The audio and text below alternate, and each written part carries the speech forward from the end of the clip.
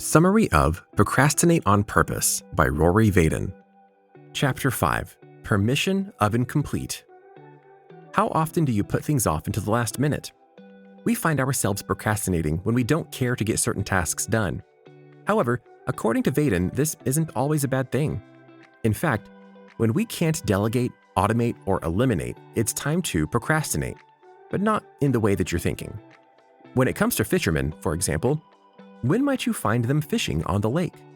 Typically, fish will bite early in the morning, but it's not necessarily about waiting until the last minute to do things, but waiting until the right minute to do it.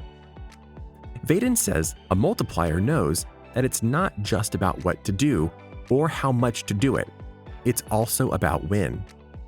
When picking up a new task, you should first ask yourself if this needs to be done now or if it could be done later. If it can be done later, set it aside.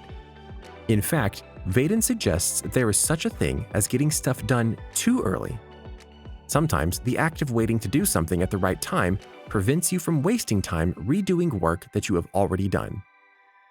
For instance, say a business owner receives an order for a product that's due in a few weeks, but immediately packs it up to ship as soon as possible. However, what if that customer calls back the following day and wishes to change or cancel the order? Now, that business owner must spend time unpacking the order. If the owner had just waited until the day before the due date, he would have been able to take the changes into account and save himself time and money. There are many ways that you can procrastinate and use your time wisely to save you money. The best way to do this is by batching your work. Doing similar tasks at once will allow you to complete tasks far more efficiently than when switching among different tasks.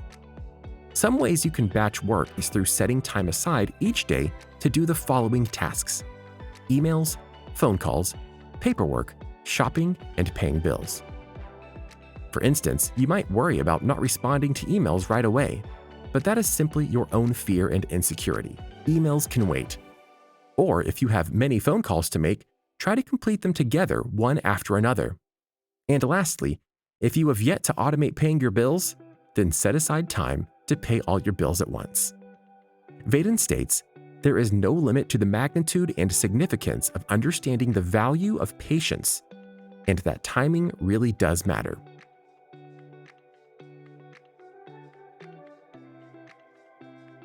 Chapter 6. Permission to Protect. So how do you know which task to do? How do you know where to focus your energy? Well, we can actually learn a thing or two from a farmer who works during the harvest season. A farmer during this time can work up to 18 hours a day and can't afford to get sick or even take a break. Picking crops at the appropriate time is essential for the livelihood of the farmer and his family. So how can we learn from this? Well, sometimes you simply need to focus your energy on the task at hand. After eliminating, automating, delegating, and procrastinating, it's time to start concentrating.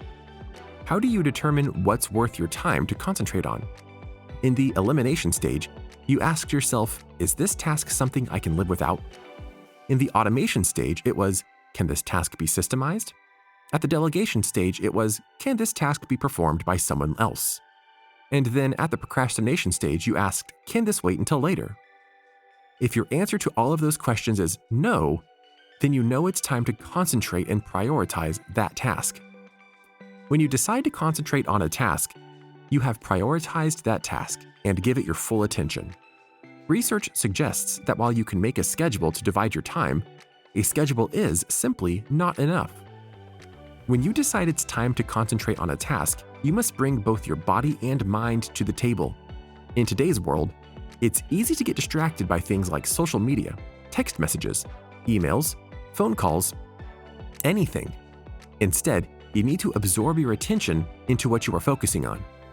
Before beginning your task, ask yourself, is what I'm doing right now the next most significant use of my time?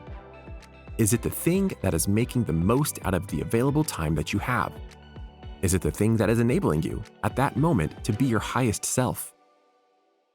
At the end of the day, multipliers know how to protect their time and do what they do best. Can you imagine a workplace in which each person did this? Not only would the business run efficiently, but the businesses wouldn't lose time, and money on time-wasting activities. For instance, the average worker wastes up to 2.09 hours a day on irrelevant tasks, which is 10.45 hours a week or 543.4 hours a year. So how much does this cost the average business? Well, the average American makes $39,795 annually, which equates to $19 an hour. So those 2 hours actually add up to $10,396 per employee per year. Luckily, the solution is simple. Start implementing change, procrastinate on purpose, and stop wasting time and money. Final summary. If you find that you are wasting time on irrelevant tasks in both your professional and personal life, try sifting your tasks through the focus funnel to see where your priorities lie. Begin by determining if you can eliminate the task altogether. If the answer is no, then consider automating the task. If the automation isn't possible, then delegate it. Can't delegate? Procrastinate. And if you can't procrastinate, it's time to concentrate. Concentrate and prioritize the tasks that require your attention, and you'll see productivity increase significantly. Don't let your schedule control you.